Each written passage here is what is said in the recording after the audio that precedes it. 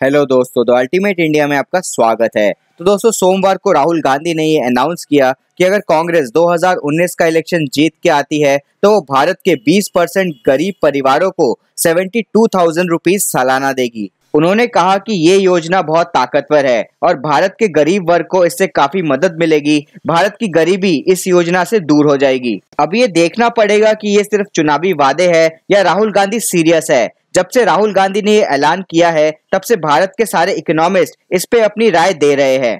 पर सवाल ये है दोस्तों कि राहुल गांधी का न्याय यानी न्यूनतम आय योजना उन घरों को पता कैसे लगाएगा जो लोग भारत के 20% सबसे गरीब है। भारत में इनकम डाटा का कलेक्शन ना के बराबर होता है। चलिए, एक बार को मान लिया कि उन्होंने इनकम डाटा का कलेक्शन भी शुरू कर दिया, पर भारत में ये पता लगाना बहुत मुश्किल है कि किसकी असली आय कितनी है, क्योंकि भारत में 90% लोग इनफॉर्मल वर्क से जुड़े हुए हैं।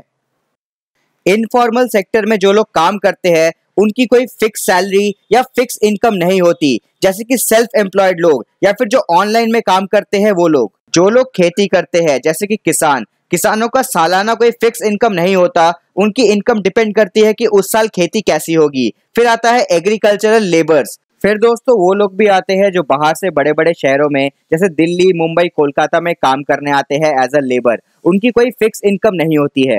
भारत में जितने भी दुकानदार या फिर जो छोटे छोटे बिजनेसेस है ये सारे इनफॉर्मल सेक्टर में ही आते हैं। तो दोस्तों, अगर सरकार के पास हर साल का पूरा डाटा ही नहीं होगा कि कौन कितने पैसे कमाता है तो ये स्कीम को सक्सेस बनाना बहुत मुश्किल है। अगर सरकार चाहती है कि वो हर साल पैसे ट्रांसफर करे उन अकाउंट में जो परिवार गरीब है, उसके लिए उन्हें ये पता लगाना जरूरी है कि किसकी कितनी आय है, और हर साल डाटा कलेक्शन करना बहुत ज्यादा मुश्किल है। हमारे यहाँ सेंसस होता है हर 10 साल में। आखिरी बार भारत में सेंसस हुआ था 2011 में। उसकी भी रिपोर्ट अभी तक सही तरीके से नहीं आई है, तो डाटा कलेक्शन हर साल करना तो नामुमकिन है। अगर असली में ये स्कीम लागू होती है तो इस स्कीम का फायदा भी बाकी स्कीमों की तरह वही लोग उठा लेंगे जिसको इसकी जरूरत नहीं है, और जिनको इसकी असली में जरूरत है उनको कुछ नहीं मिलेगा। अगर दोस्तों ये स्कीम लागू होती है तो इस स्कीम का कुल बोझ भारत सरकार पे लगभग 3 लाख करोड़ रुपए पड़ेगा। हम दोस्तों आपको बता दें कि इससे कम हमारा डिफेंस बजट है, यानी इस स्कीम पे खर्चा हमारे डिफेंस बजट से भी ज्यादा होगा।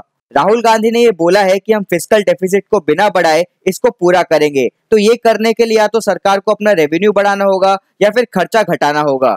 रेवेन्यू बढ़ाने के लिए सरकार को टैक्सेस बढ़ाने पड़ेंगे, जिससे कि मिडिल क्लास और अपर मिडिल क्लास के लोगों पर एक्स्ट्रा बोझ पड़ेगा।